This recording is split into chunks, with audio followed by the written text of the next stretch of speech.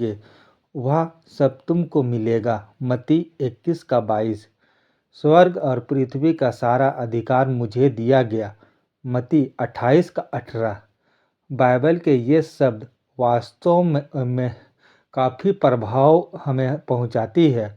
तो भी ऐसे समय आते हैं जब हमें लगता है कि ना तो हम में अधिक विश्वास है और ना ऐसे समयों में हमें हमारे साथ विश्वास सहित प्रार्थना करने वाला जन मिलता है।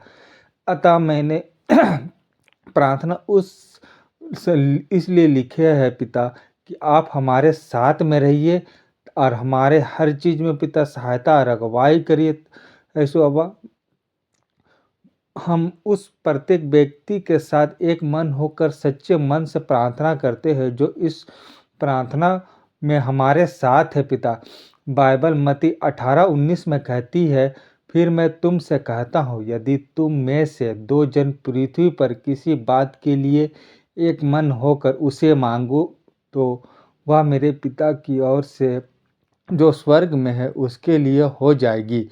यह एक अद्भुत प्रतिज्ञा है। काश कि जब हम इस समय एक मन होकर प्रार्थना करते हैं, परमेश्वर आपकी आवश्यकताओं को पूरा करे। 2000 वर्ष पूर्व जब तू इस पृथ्वी पर आया तो तू उन सभी दुखों में से होकर गुजरा जिनका सामना आज हम करते हैं। प्रभु, मेरी समस्याओं पर दृष्टि कर, विशेषकर इस विशिष्ट समस्या पर जिसका सामना मैं बहुत लंबे समय से कर रहा हूँ। बाइबल कहती है कि तूने मेरे स्थान पर इन सभी दुखों को क्रूस पर उठा लिया।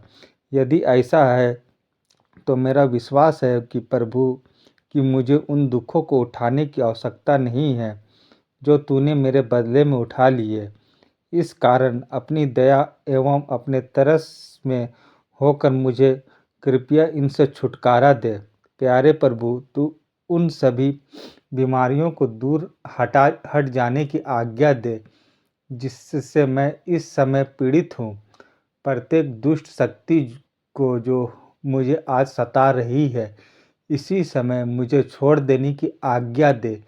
जब तू इस पृथ्वी पर था तब सभी दुष्टात्माएं बीमारियां तेरी आज्ञा मानकर दूर हो जाती थी। उसी प्रकार मैं विश्वास करता हूँ कि यदि तू इन दुखदाई चीज़ों को जो मुझे छेड़ देने की आज्ञा दे तो प्यारे प्रभु वे अवश्य मुझे छोड़ देगी। तूने कहा, स्वर्ग और पृथ्वी का सारा अधिकार मुझे दिया गया है। तो कृपया अपनी सर्वसम्मति से पिता इन सारे बुराइयों से पिता हमें बचाइए। हे प्रभु, जब तू इस पृथ्वी पर था तो तू उन सबों को स्वीकार करता था जो तेरे पास आते थे। कृपया करके मुझ पापी को स्वीकार कर। यदि मेरे जीवन में तुझे कोई ऐसी चीज़ नज़र आती है जो तेरी दृष्टि में अप्रिय है तो अपने अनुग्रह से मुझे क्षमा कर और मुझे अपने लहू से धो दे। जब तक अश्चक्रम ना कर मैं इस दुष्ट चीज़ें से पिता हमें बाहर निकालिए। महान सामर्थी पिता, हमें तमाम तरह की बुरे चीज़ पिता हमें परेशान करती है।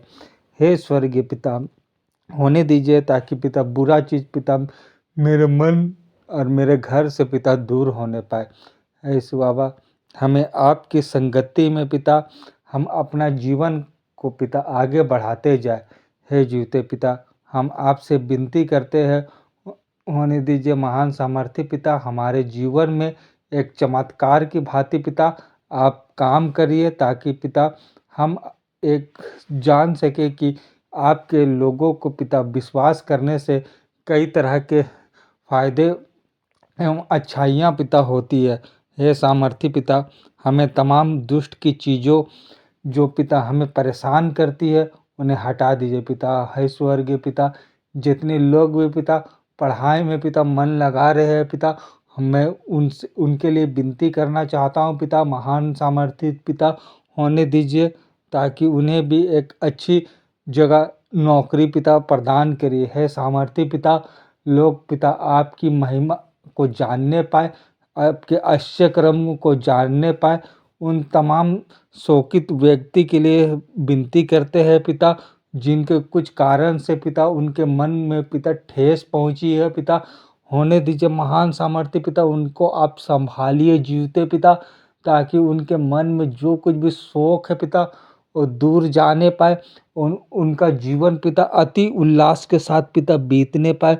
महान सामर्थ्य पिता होने दीजिए, उनको आप अपने में समा लीजिए, ताकि पिता उनके साथ सारा चीज़ पिता अच्छा होने पाए पिता। तमाम बुराई की चीज़ों पिता उन्हें दूर कर दीजिए पिता। तमाम शैतान की शक्ति जो उनके घरों पे